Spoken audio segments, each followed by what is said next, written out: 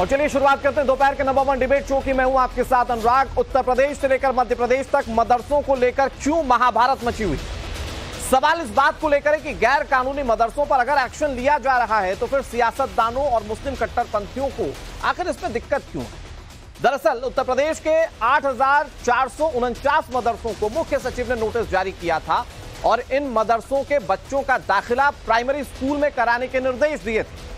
सरकार के इस फैसले पर मुस्लिम पर्सनल लॉ बोर्ड ने आपत्ति जाहिर की। All India Muslim personal law board ने योगी सरकार से मुलाकात कर फैसले पर तुरंत रोक लगाने की मांग की। मध्य प्रदेश के श्योपुर में गैर कानूनी तरीके से चल रहे मदरसों को रद्द करने के फैसले के बाद यहां पर भी सियासत हाई हो गई। कांग्रेस और समाजवादी पार्टी बीजेपी पर मदरसे के नाम पर सियासत करने का आरोप लगा रहे हैं। आज इसी मुद्दे पर करेंगे बड़ी बहस, लेकिन सबसे पहले मामले को समझाने के लिए ये रिपोर्ट आपको दिखाते हैं।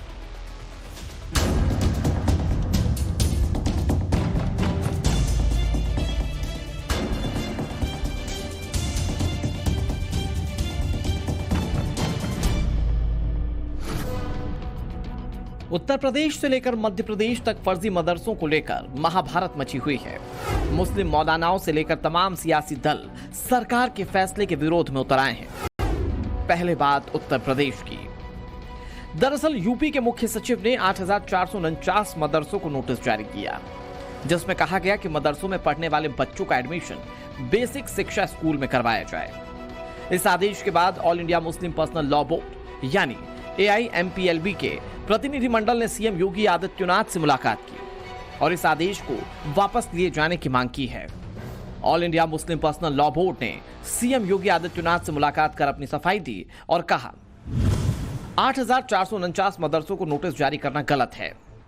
All India Muslim personal law board का कहना है कि ये मदरसे धार्मिक के साथ मॉडर्न शिक्षा देते हैं। मदरसे ट्रस्ट या सोसाइटी के तहत बनाए गए हैं। इन मदरसों में लाखों बच्चों को मुफ्त रहने खाने को मिलता है। All India Muslim personal law board ने नोटिस को संविधान के खिलाफ बताया। साथ ही कहा कि अल्पसंख्यकों को अधिकार है कि वो अपनी पसंद की शिक्षा लें। All India Muslim personal law board ने दावा किया कि शिक्षा का अधिकार कानून 2009 में भी मदरसों को छूट है।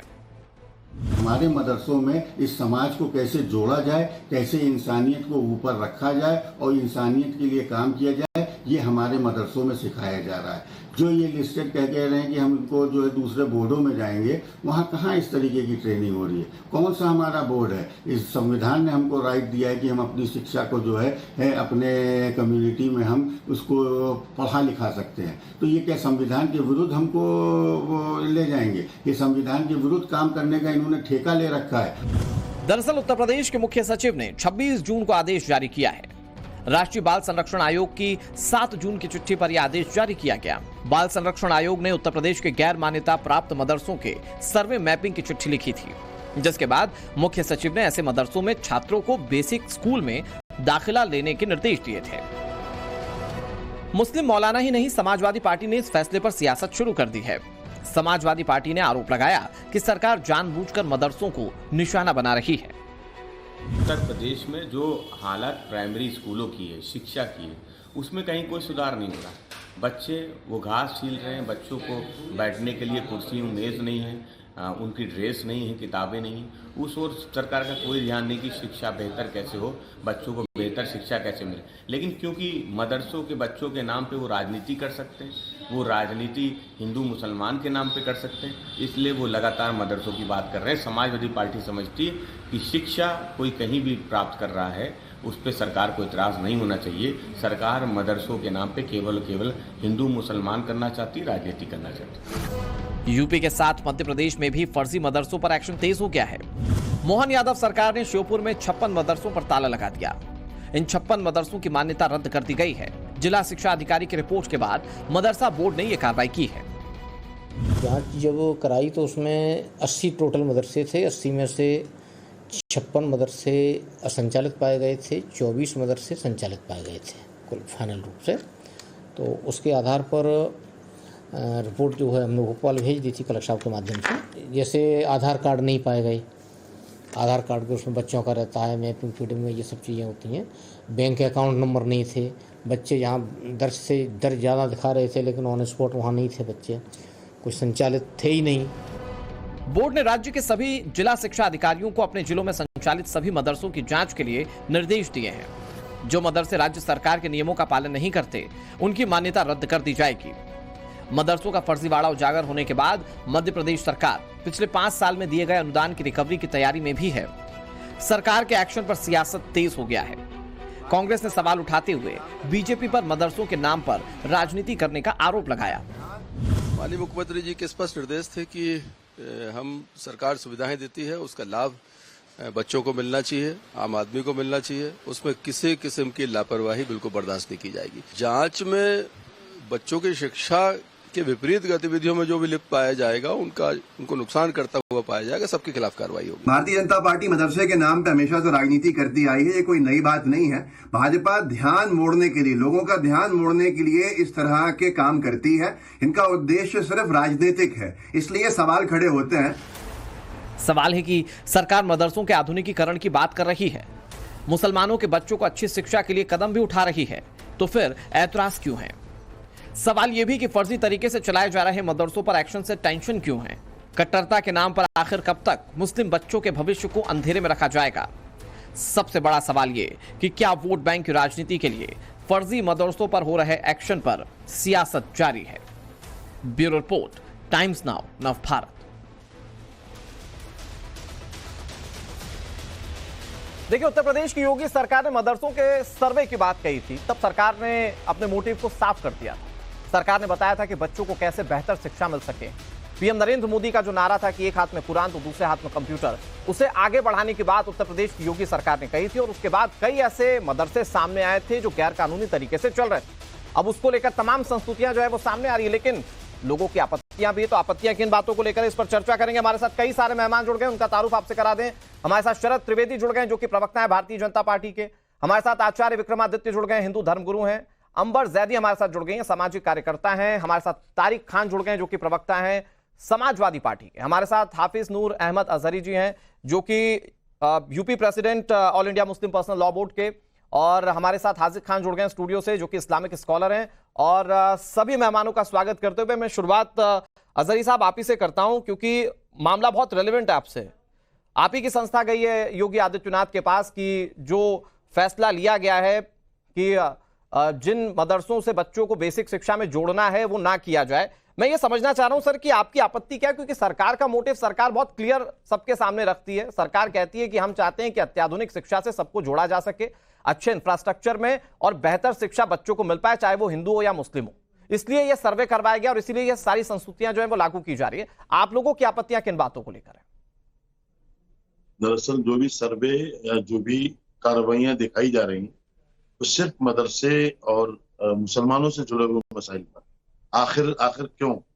मैं आपसे ये पूछना चाहता हूँ कि प्राइमरी स्तर पर, बेसिक स्तर पर जो सरकारी स्कूल चल रहे हैं, सरकार उनके शिक्षकों को जो तनख्वाहें दे रही है, जरा उन पर भी एक नजर डाल ली जाए।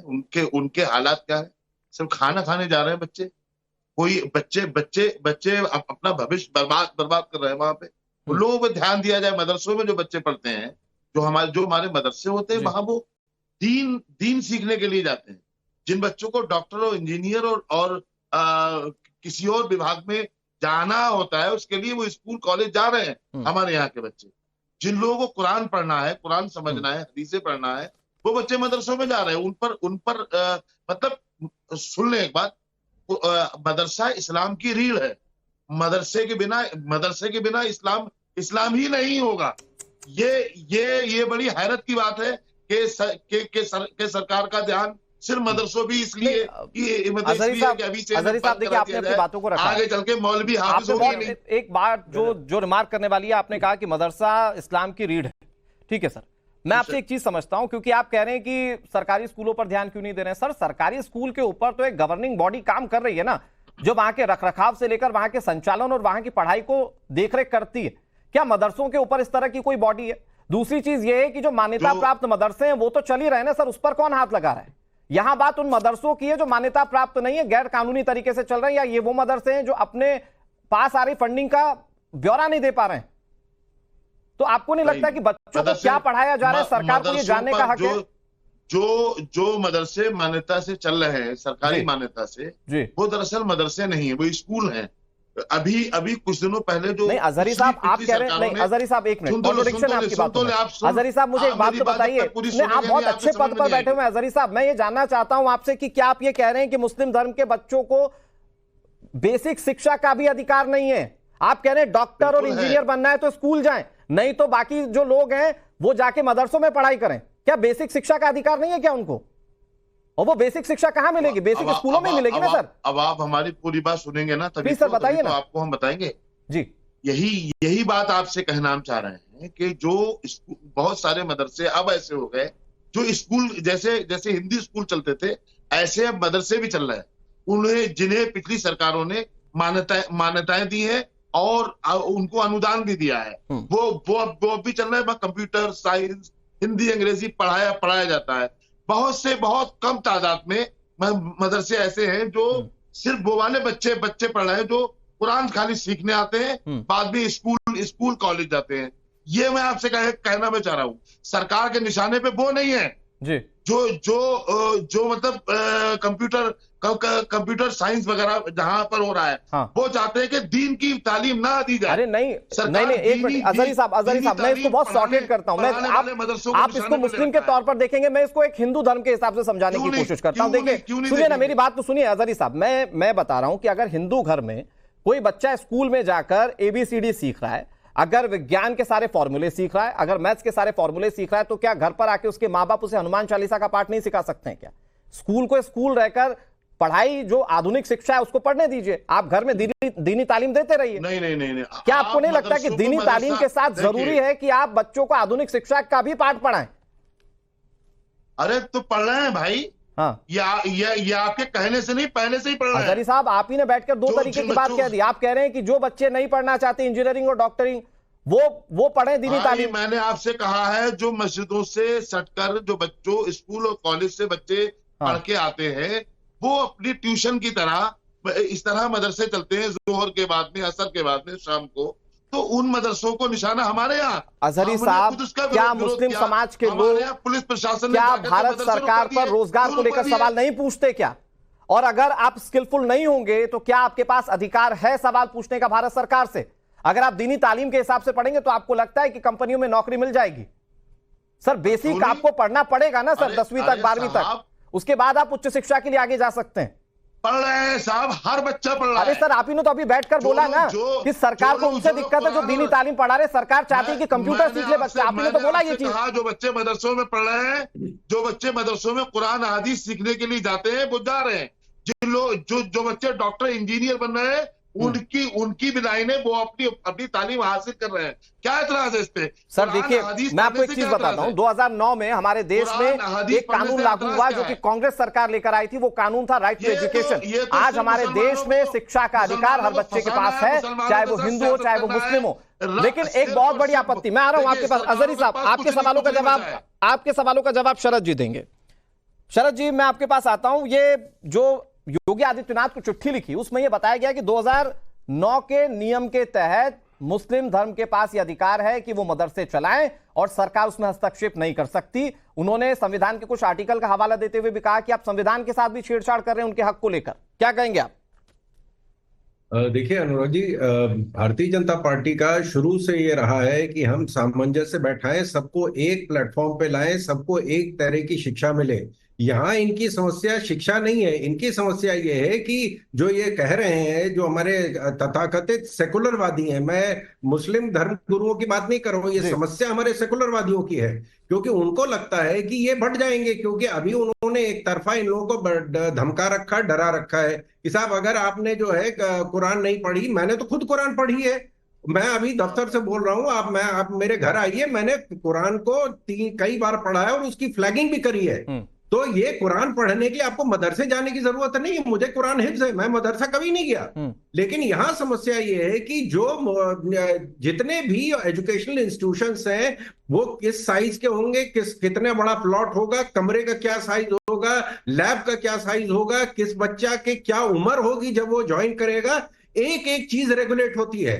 अगर जरा सा भी आपने दाएं बाएं किया तो तुरंत आपकी इंक्वायरी हो जाएगी, लेकिन उसमें हमारा देश नहीं टूटेगा, न संविधान की हत्या होने जा रही है। यहां समस्या ये है कि अगर इनको एक साथ अगर ये आ गए, मुस्लिम समाज पढ़ लिख गया, मुस्लिम समाज को अच्छी शिक्षा मिली, IIT IIM में गए, आप दीनी तालीम से छेड़छाड़ कर रहे हैं। इनकी आ जाएगी कि शरद जी उनकी चिंता आप समझिए, शरद जी उनकी चिंता आप समझिए। वो कह रहे हैं कि आप दीनी तालीम से छेड़छाड़ कर रहे हैं और इस्लाम को अगर जीवित रखना है या इस्लाम का अगर कोई बैकबोन है तो ये दीनी तालीम ही है, इससे सरकार छेड़छाड़ नहीं कर सकती। उनकी चिंता आपके उनकी तालीम के छेड़छाड़ को लेकर है।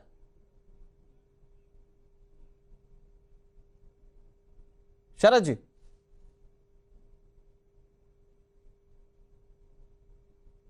सरकार ने 22 करोड़ रुपया सैंक्शन किया है कि मुस्लिम समाज के बच्चे जो है वो सिविल सर्विसेज के एग्जाम की कोचिंग ले सके, अच्छी कोचिंग ले सके, उसके लिए 22 करोड़ रुपया दिया गया है। हम लोगों ने जिस तरह का काम किया है वो सामने दिख रहा है।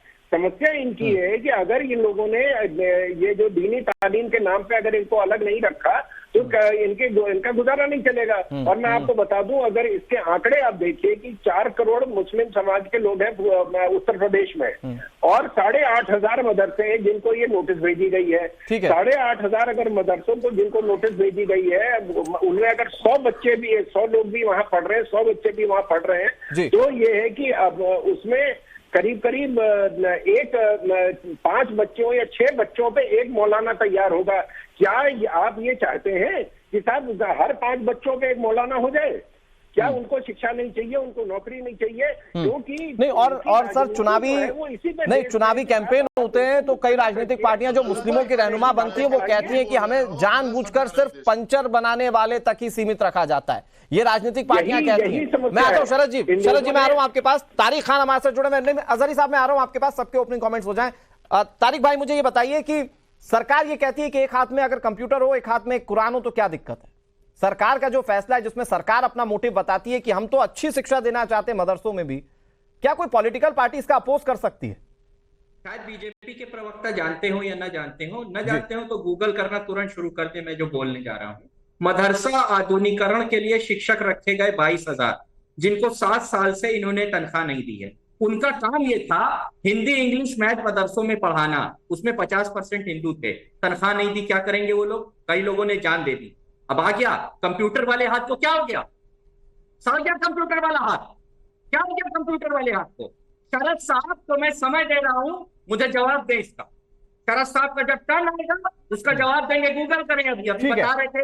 नहीं तारिक भाई आपकी चिंता जायज है, आपकी चिंता जायज है। रिफॉर्मेशन के लिए कदम उठ रहे हैं तो रिफॉर्मेशन क्यों नहीं हो रहे और उसके संसाधन क्यों नहीं मौजूदा रह पा रहे? ये सवाल आपका जायज है। मुझे ये बताइए। मेरा सवाल नहीं है, ये मेरा सवाल नहीं है, ये गरीब टीचर का सवाल है। ठीक तारिक भाई, मैं तो ये कह रहा हूं कि क्या दीन और कंप्यूटर एक साथ नहीं सिखाए जा सकते मुस्लिम बच्चों को? सरकार की तो सोच कम से कम यही है ना। मेरा नाम तारिक खान है। मैंने 2007 में इंजीनियरिंग की, 9 में MBA किया। मैं मुसलमान हूं। मैंने कुरान भी पढ़ी। उसके बाद मैं लंदन गया, वहां रहा, सैकड़ों न जाने कितने इंस्टीट्यूट में यहाँ मैंने पढ़ाया, नौकरी की। आज इसलिए बता रहा हूं मैं भी तो मुसलमान हूं। मैं भी तो मुसलमान हूं, मैंने नहीं पढ़ाई की। ऐसे न जाने कितने लोग और न जाने कितने दायरे पढ़े। जिसका जो मन करे वो पढ़े, वो पढ़े। अब मैं एक सवाल इनसे पूछता हूँ, चंद्रबाबू नायडू इन्हीं के साथ हैं। उन्होंने कहा कि जो लोग मदरसे से पढ़ के निकल कर इमाम बनेंगे उनको 10,000 रुपए तनख्वाह देंगे। समझ के वापस ले उनसे ये। तो मदरसे में नहीं पढ़ेंगे कुछ लोग तो इमाम कैसे बनेंगे? इन्हीं के साथ है चंद्रबाबू नायडू। बिहार में भी सैलरी मिल रही है। अरे तो 10,000 रुपए में मान जाएंगे क्या? आज इतनी महंगाई बढ़ रही है तारिक भाई, आप 10,000 रुपए में घर चला लेंगे क्या? क्यों बना रहे उनको? ऐसे लोगों का समर्थन क्यों कर रहे हो जो इमाम? अरे वोट बैंक की पॉलिटिक्स है। बीजेपी ना बोल पाए, मैं खुलकर बोलता हूँ, ये वोट बैंक की पॉलिटिक्स है सर। ये हर पॉलिटिकल पार्टी मुस्लिमों को ये समझती है कि हमारा वोट बैंक पुख्ता कर ले। अरे सरकार इसमें क्यों लग रहे हैं सर? आपको लगता है नहीं 10,000 की नौकरी के लिए आप मुस्लिम बच्चों को चाहते हैं कि वो मौलाना बन जाए? 10,000 को मारिए लाख। मैं कह रहा हूँ ऐसा आदमी जो इमाम बना रहा है उसको अपने साथ क्यों रखते हो? लाख बन के निकालो बाहर। हाँ, नीतीश कुमार और चंद्रबाबू नायडू को क्या रखते हो? क्या जरूरत है इमाम बनाने की? अच्छा, लेकिन तारिक भाई मेरा एक बहुत छोटा सा सवाल है। तारिक भाई मैं एक बहुत छोटा सा सवाल आपसे जानना चाह रहा हूं। देखिए अजहरी साहब हमारे साथ बैठे हुए हैं और उन्होंने ही योगी आदित्यनाथ को, उनकी संस्था ने योगी आदित्यनाथ को चिट्ठी लिखी। वो ये कह रहे हैं कि दीन की तालीम को आप छेड़छाड़ नहीं कर सकते। योगी आदित्यनाथ के फैसले से दीन की तालीम से छेड़छाड़ कैसे होगी? नहीं, बेहतर इंफ्रास्ट्रक्चर, बेहतर पढ़ाई, बेहतर शिक्षा कैसे बच्चों को बिगाड़ सकता है? आपने कहा ना कि आपने इंजीनियरिंग पढ़ी, तो आपकी इंजीनियरिंग पढ़ने और दीन की तालीम में कहां कोई कॉन्ट्रोडिक्शन आया क्या सर? हाई कोर्ट के ऑर्डर को सुप्रीम कोर्ट ने स्टे दे दिया है। डिबेट में आने से पहले सब लोग स्टडी जरूर किया करें। सर मैं पढ़ कर आया। मदरसों पे सुप्रीम कोर्ट ने स्टे दिया नहीं दिया? हाँ या ना बोलिए, सिर्फ हाँ या ना बोलिए। अरे पुरानी बात बता रहे हैं साहब आप। पुरानी बात बता रहा हूं। मैं आपको हाईकोर्ट की भी टिप्पणियां बता दूंगा। हाईकोर्ट ने जब फैसला सुनाया था तो हाईकोर्ट ने टिप्पणियां क्या की थी वो भी मैं बता दूंगा, और सुप्रीम कोर्ट में किन ग्राउंड पर स्टे लगा वो भी मैं बता दूंगा। मुद्दा ये नहीं है, मैं आज फेयर ग्राउंड पर यह समझना चाह रहा हूं कि मुस्लिम बच्चों का अधिकार है कि नहीं है शिक्षा, कंप्यूटर के साथ शिक्षा ले या नहीं ले, बस ये बताइए तारिक भाई। और टीचरों को पैसा दे या ना दे? नहीं, सवाल आपका जायज, सवाल जायज है आपका। अरे पर टीचर तो ठीक है सर, टीचर तो ठीक है, लेकिन आप बच्चों की शिक्षा पर नहीं बोल रहे हैं तारिक भाई। आप खुद इंजीनियरिंग करके बैठे हैं। बीजेपी गलत है बोलिए। अरे गलत है, मैं आपके मुंह पे बोल देता हूं बीजेपी गलत है। अगर ऐसा कर रही है बीजेपी गलत है, आप बोलिए बच्चों को शिक्षा मिलनी चाहिए। मैं कह रहा हूं बीजेपी गलत है, आप बोलिए बच्चों को शिक्षा मिलनी चाहिए। योगी आदित्यनाथ का ये मॉडल, ये फॉर्मूला ठीक है, आप खुलकर बोलिए। फिर बच्चे जिस टाइप की शिक्षा लेना चाहें उनका अधिकार है, मगर जो हाई कोर्ट का ऑर्डर था उसने सुप्रीम कोर्ट पे रोक लगा दी, जो मदरसे बंद करने जा रहे थे उस पे सुप्रीम कोर्ट की अभी रोक है। 5 साल का बच्चा ये तय करेगा कि उसकी शिक्षा का अधिकार क्या है। उसके माँ बाप तय करेंगे, वो नहीं तय करेगा तो उसके माँ बाप तय करेंगे। तो माँ बाप को भी तो मौलाना और मौलवी सिखाते ना सर कि दीनी तालीम जरूरी है, बाकी आधुनिक शिक्षा बात की बात है। मैं अंबर ज़ैदी आपके पास आता हूं, ये कोई तुक है क्या कि मतलब आप आधुनिक शिक्षा को साइडलाइन कीजिए और आप सिर्फ दीनी शिक्षा लीजिए, और अगर सिर्फ दीनी शिक्षा लेंगे तो क्या अधिकार है आपको ये कहने का कि सरकार हमें नौकरी नहीं दे पाई? अनुराग, सबसे पहले तो मैं अगर कुरान की बात करूं तो कुरान इकरा का लफ्ज और सबसे पहली आयत कुरान की ये है कि आप दीनी तालीम नहीं बल्कि दुनियावी और हर तरह का जो इल्म है तालीम हासिल करें। तो यहाँ पर बैठे सब लोग जो करें कि दीनी तालीम और मदरसा और ये सारी चीजें, इस्लाम में तालीम पे सबसे ज्यादा फोकस दिया गया है। और साथ ही साथ अगर हम भारतीय संविधान की बात करते हैं तो समान शिक्षा का अधिकार भारत के हर बच्चे को है। लेकिन ये लोग जो विलायत खुद पढ़कर आते हैं, सैकड़ों साल वहां रहते हैं और बताते उन्होंने किस किस तरह की शिक्षा अर्जित की है, वो लोग जिनको ये वोट बैंक समझते हैं वो चाहते हैं कि उन गरीब मुसलमानों के बच्चे सिर्फ मदरसे में अटके रहें और ये उनके नाम पर राजनीति करते रहें। ये बहुत अफसोस की बात है। लेकिन वो काम जो मुस्लिम समाज को, all India Muslim personal law board को और जो सो कॉल्ड मुस्लिम इंस्टीट्यूशन हैं जो बार बार जाती है कोर्ट विरोध करने के लिए, उनका काम था कि समाज के उत्थान के लिए, बच्चों की शिक्षा के लिए कदम उठाते। वो काम आज एक हिंदुत्ववादी नेता जिससे नफरत करते हैं वो कर रहे। मुसलमान बच्चों को मुख्य धारा से जोड़ने का काम सीएम योगी आदित्यनाथ ने किया। इससे पहले किसने मदरसों की सुन दी? आप बात करते हैं, कांग्रेस वाले कहते हैं कि बीजेपी मुसलमान बच्चों को मदरसे और बांटने का काम करे। भाई साहब, मदरसों को बांटने का, all India Muslim personal law बनाने का, ये सारा काम आपने किया। मुसलमानों को वोट बैंक बनाना आपका काम है। मुसलमान बच्चों को मुख्य धारा से और जनरल एजुकेशन से, बेसिक शिक्षा से दूर रखा आपने, ताकि उनको वोट बैंक बनाकर आप इस्तेमाल करते रहे।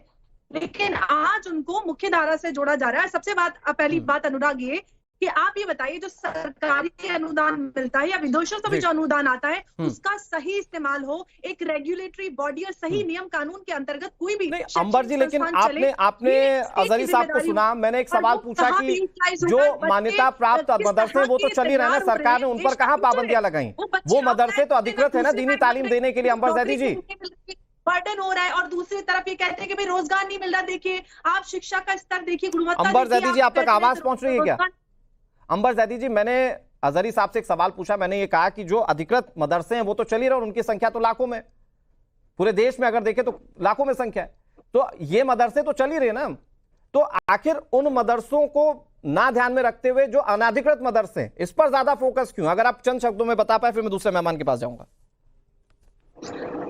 जी, मैं भी वही बोल रही हूँ कि देखिए, हमारे देश में अगर चाहे सरकारी स्कूल हो या प्राइवेट स्कूल हो, जो हम बेसिक शिक्षा के जो स्कूल होते हैं उनको एक रेगुलेटरी नियम कानून और बॉडी के तहत चलते कि किस तरह के स्कूल में वातावरण है, बच्चों को कैसा माहौल, उनकी शिक्षा, उनका स्वास्थ्य, उनकी सुरक्षा, उनकी और जितनी भी सारी चीजें उसको ध्यान में रख के बनाया जाता है। मदरसों में बच्चों की सुरक्षा, इनफैक्ट बच्चों के साथ यौन शोषण की घटनाएं सामने आते हैं। बच्चों को जो खाना मिलता है वो पानी और दाल और चावल मिलता है, सड़ा खाना मिलता है। यतीम गरीब बच्चे वहां पर होते हैं जिनका एक्सप्लॉइटेशन होता है। मेरे पास कई सारे केसेस हैं, जहां पर कोई सुनवाई नहीं है। और मैंने ये बात खुद बाल विकास, मैं इस पर अजहरी साहब से बात जरूर करूंगा, क्योंकि योगी सरकार कह रही है कि हम रिफॉर्मेशन की बात करें, ना सिर्फ योगी सरकार बल्कि मध्य प्रदेश सरकार भी इसी लाइन पर है। लेकिन हाजिक जी, एक बहुत इंपॉर्टेंट पहलू इस मामले में यह है कि भले ही मुस्लिम धर्म के लोग ये कहें कि हमारे पास ये अधिकार है कि हम किस तरह की शिक्षा अपने बच्चों को देना चाह रहे हैं, लेकिन ये जो संस्था है या जो मदरसा है, ये बच्चे तो सारे उनके नहीं है। ये बच्चे जो है वो हमारे देश की धरोहर हैं, ये बच्चे जो है हमारे देश का भविष्य है कल को, और पढ़कर ये हमारे देश का नाम आगे रोशन करेंगे। तो उनको क्या पढ़ाना है, इसको लेकर तो कम से कम सरकार विचारनी हो सकती है, और हर इंस्टीट्यूशन की कम से कम एक गवर्निंग बॉडी हो सकती है ना। हर किसी को फ्री कैसे छोड़ा जा सकता है? अनुराग जी, ये मदारिस जो है हिंदुस्तान की सियासत का भी जड़ है, हिंदुस्तान की आज़ादी की भी जड़ है। लोग नहीं जानते, जिनको नहीं मालूम, जिन्होंने नहीं पढ़ा। और हिंदुस्तान में सचर कमेटी की रिपोर्ट आई, रंगनाथ मिश्रा की रिपोर्ट आई, उसमें मुसलमानों पे 4% एजुकेशन बताई गई। उस 4% में 1.5% मदारिस से और 2.5% यूनिवर्सिटी, स्कूल, कॉलेजों से। 96% हिंदुस्तान के मुसलमान बच्चे सड़क पर घूम रहे हैं। भारतीय जनता पार्टी और यहाँ बैठकर जो लोग लंबे लंबे भाषण देते हैं, उन 96% लोग जो घर स्कूल नहीं जा रहे, मदरसे नहीं जा रहे, उनके लिए क्या सरकार ने किया? पिछले 10 साल में हमारे देश में भारतीय जनता पार्टी की सरकार है। एक हाथ में माननीय प्रधानमंत्री कहते हैं कंप्यूटर हो, दूसरे हाथ में कुरान हो। मैं ये पूछना चाहता हूं कि जो है आजम खान ने जो यूनिवर्सिटी बनाई थी रामपुर में, उसको बंद कर दिया गया। एक MLA सहारनपुर के थे, उन्होंने यूनिवर्सिटी बनाई थी, उन्हें बंद कर दिया गया। ये भारतीय जनता पार्टी सब एजुकेशन पर काम करने के लिए। मैडम, मैं आपके बारे में नहीं बोला था। मैडम, अपनी बारी में बोलिएगा। मैडम, अपनी बारी में बोलिएगा। मैडम, अपनी बारी में बोलिएगा। अंबर जी, हाजिक खान शांति से अपनी बात कह रहा हूं, उनका पॉइंट वैलिड है। मैं किसी की बारी में नहीं बोला। ठीक है, हाजिक जी प्लीज। जबान चलाने से कोई बड़ा हीरो नहीं होता। ठीक है हाजिक जी, बात ये है कि एजुकेशन हासिल करना और हासिल करना हर भारतीय नागरिक का, हर बच्चे का अधिकार है। हमारे यहाँ पिछले 2-3 साल पहले इसी मदारिस के बच्चे MBBS में 1200 बच्चे आए। जो बच्चा हाफिज कुरान हो जाता है, अनुराग जी, मैं आपके माध्यम से देश के लोगों को, जिनको नहीं, हाजिक जी, मेरी बात जल्दी से सर, ये जो हाफिज हो जाता है उसके लिए सारी किताबें ऐसी होती हैं जैसे चूचू का मुरब्बा। वो पढ़ने में मास्टर हो जाता है, क्योंकि 6666 आयतों को जेर जबर के साथ अपने अंदर कर लेता है। और ये दुनिया का मौजा है कि एक किताब सीने में चली जाती है। रही हम कहते हैं एजुकेशन पर सरकार को काम करना है, तो इस सरकार ने भारतीय जनता पार्टी के कितने मुसलमानों के इलाके में स्कूल खोले 10 साल में, जो कहते हैं कि हम मुसलमानों की एजुकेशन में बढ़ाना चाहते। ये सियासत करते हैं, से नफरत बांटते हैं, ये देश में अफरा तफरी और अनारकी पैदा करना चाहते हैं। इन्होंने अब तक मुसलमानों के लिए क्या योजनाएं की हैं, ये शरद जी जवाब बहुत वैलिड पॉइंट। मैं शरद जी से इसका जवाब ले लूंगा। मुझे बहुत संक्षेप में आप बताइए, क्योंकि आप ये कह रहे हैं कि जो कुरान की आयतें हैं उसे पढ़कर कोई भी व्यक्ति इतना पारंगत हो सकता है कि वो सारी पढ़ाइयां कर सकता है। सर, मैं इस पर कहीं कोई सवाल नहीं रख रहा हूं, लेकिन इसके साथ साथ क्या बेसिक लेवल पर बच्चों को जरूरी शिक्षा दिया जाना जरूरी नहीं है? क्या इंग्लिश, हिंदी, संस्कृत, क्या आपको नहीं लगता कि फिजिक्स, केमिस्ट्री, बायोलॉजी ये सब बच्चों को पढ़ना चाहिए? आपको नहीं लगता कि वो अर्ली एज में उन्हें अडॉप्ट करना चाहिए? अगर वो सीखेंगे, आयतों को पढ़कर वो बहुत शार्प हो सकते हैं, लेकिन अगर ये सीखेंगे तो स्किलफुल होंगे, और जो कॉम्पिटिटिव एग्जाम्स है उनमें बहुत ज्यादा आसानी से ये अपने आप को रिप्रेजेंट कर पाएंगे। बिल्कुल करते हैं अनुराग जी। बात ये है, तो फिर सरकार तो यही तो चाहती है कि बेहतर इंफ्रास्ट्रक्चर और बेहतर पढ़ाई। मैंने कहा नहीं, 1.5% मुसलमान, तो मुसलमानों के बच्चे, वो गरीब बच्चे जिन पे खाने को नहीं है, कपड़ा नहीं है, पहनने को नहीं है, वो मदारिस तो अगर तो हाजिक जी, अगर तो आप ये सवाल उठा रहे हैं कि बच्चे जो मुस्लिम बच्चे हैं अगर वो पढ़ नहीं पा रहे हैं, तो इसका मतलब अजहरी साहब जो है वो भी कर रहे हैं। इनसे ये कहा जाए कि तुम साइंस भी पढ़ लो, तुम डॉक्टर भी बन जाओ अनुराग जी, तुम प्रोफेसर भी बन जाओ। कैसे बन जाओगे? एक लाइन होती है, बच्चा एक सर, लेकिन ऐसा नहीं ना कि एंकर बनने से पहले मैंने बेसिक शिक्षा ना ली। कागज है, उस पर संस्कृत लिखोगे, संस्कृत, उस पर एजुकेशन लिखोगे। एक छोटी सी चीज